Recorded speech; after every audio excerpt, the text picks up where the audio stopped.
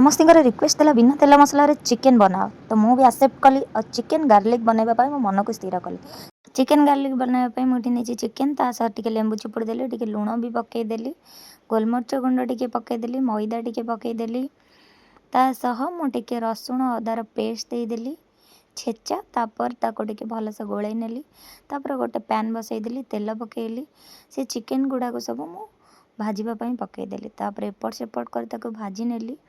ଆଉ ସେଇ ଚିକେନ୍ ଗୁଡ଼ା କାଢ଼ିକି ସେଇ କଡ଼େଇରେ ମୁଁ ଟିକେ ରସୁଣ ପକାଇଲି, କଞ୍ଚା ଲଙ୍କା ପକାଇଲି, ତାକୁ ଟିକେ ଏପଟ ସେପଟ କଲି, ଗୋଟେ ଚାମଚ ମଇଦା ଦେଲି, ତାକୁ ଟିକେ ଏପଟ ସେପଟ କରି ମୁଁ ଗୋଟେ କପ୍ ପାଣି ଦେଇଦେଲି। ଆଦେହରେ ଆଉ କିଛି ପକାଇବାକୁ ଦରକାର ପଡ଼ିବନି, ଟିକେ ଲୁଣ ପକାଇବା ସ୍ୱାଦ ଅନୁସାରେ ଚିକେନ୍କୁ ପକାଇଦେଲି। ଆଉ ସ୍ୱାଦ ପାଇଁ ଟିକେ ମୁଁ ଏଠି ଲାଷ୍ଟକୁ ଗରମ ମସଲା ପକାଇଲି। ଏଇଠି ମୋର ଗାର୍ଲିକ୍ ଚିକେନ୍ ପୁରା ରେଡ଼ି ହେଇଯାଇଛି। ଦେଖିପାରୁଥିବେ କେତେ ବଢ଼ିଆ ଦେଖାଯାଉଛି, ଆଉ ଖାଇବା ପାଇଁ ବି ବହୁତ ହି ଟେଷ୍ଟି ଲାଗେ।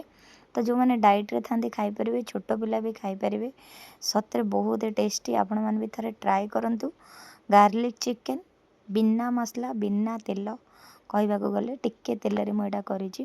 ତ ଆପଣମାନେ ଦେଖିପାରୁଥିବେ କେତେ ବଢ଼ିଆ ଦେଖାଯାଉଛି। ଆଶା କରୁଛି ଆପଣମାନଙ୍କୁ ଭିଡ଼ିଓଟି ଭଲ ଲାଗିଥିବ। ଆଉ ବହୁତ ହି ସହଜ, ବହୁତ ହି କମ୍ ଟାଇମ୍ରେ ଏଇଟା ବନିଯିବ। ଯେଉଁମାନେ ବି ହଷ୍ଟେଲରେ ରହୁଛ, ଯେଉଁମାନେ ବି ଜବ୍ କରୁଛ, ତାଙ୍କ ପାଇଁ ତ ଏଇଟା ବହୁତ ହି ସହଜ ହେବ ବନେଇବା ପାଇଁ। ଆଶା କରୁଛି ଆପଣମାନେ ଟ୍ରାଏ କରିବେ ନିହାତି, ଆଉ କମେଣ୍ଟରେ କହିବେ କି କେମିତି ଲାଗୁଛି। ଏମିତି ନୂଆ ନୂଆ ବ୍ଲଗ୍ ଆଉ ନୂଆ ନୂଆ ରେସିପି ଶିଖିବା ପାଇଁ ମୋ ଚ୍ୟାନେଲକୁ ସବସ୍କ୍ରାଇବ୍ କରନ୍ତୁ, ଆଉ ଭିଡ଼ିଓରେ ଗୋଟେ ଲାଇକ୍ କରନ୍ତୁ, ପାଖରେ ଥିବା ଘଣ୍ଟି ଚିହ୍ନକୁ ଦବାଇ ଦିଅନ୍ତୁ, କାହିଁକିନା ମୁଁ ଯାହା ବି ନୂଆ ଭିଡ଼ିଓ ଅପଲୋଡ଼ କରିବି ଆପଣ ପ୍ରଥମେ ଦେଖିପାରିବେ।